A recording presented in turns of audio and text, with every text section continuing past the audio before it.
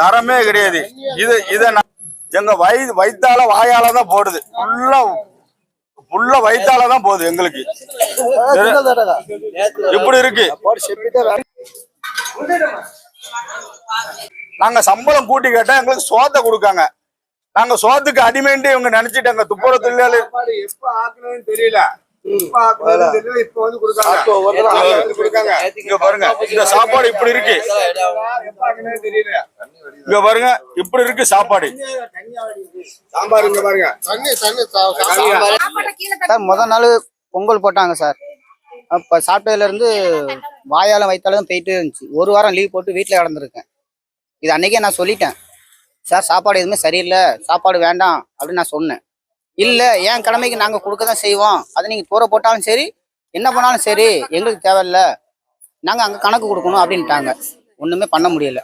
நாங்கள் வாங்கி தூர தான் தட்டுறோம். அது என்னத்தை நாங்கள் வாங்கி நேற்று வரைக்கும் வாங்கி தூர தான் போட்டுட்டு இருக்கோம். இந்த சாப்பாடை நாங்கள் கடையில வாங்கி சாப்பிட்டுருவோமே.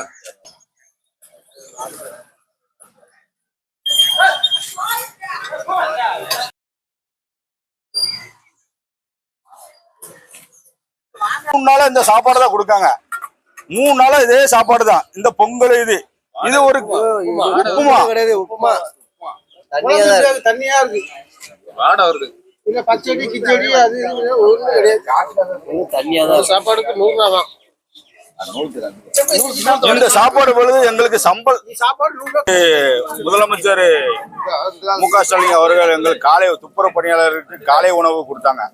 காலை உணவுல 1 மாசம் ஆச்சு. நாங்க 1 மாசம் காலை உணவா சாப்பிட்டுட்டு இருக்கோம். ஆனா 1 மாசமா சாப்பிட்டு ஃபுல்லா ஆஸ்பத்திரி தான் செலவு பண்ணிட்டு இருக்கோம். இங்க பாருங்க, இங்க சாப்பாடு இங்க பாருங்க இப்படி இருக்கு. இது காலை சாப்பாடு. இப்படி இருக்கு சாப்பாடு. இப்படி இருக்கு. இந்த சாப்பாடை போட்டு எங்களை கொல்ல பார்க்காங்க இந்த மு.க. ஸ்டாலின் அவங்க. நாங்க சாப்பாடுக்கு வரல, எங்களுக்கு சம்பளம் கூட்டி கொடுங்கன்னு வரோம். 540 ரூபா சம்பளம் எங்களுக்கு கொடுக்காங்க. எங்களுக்கு சம்பளம் 700 ரூபா 800 ரூபா கொடுங்கன்ட்டு நாங்க கேட்கிறோம். ஆனா அவங்க சம்பளத்தை பொறுத்து இந்த சாப்பாடை போட்டு எங்களை ஏமாத்துறாங்க.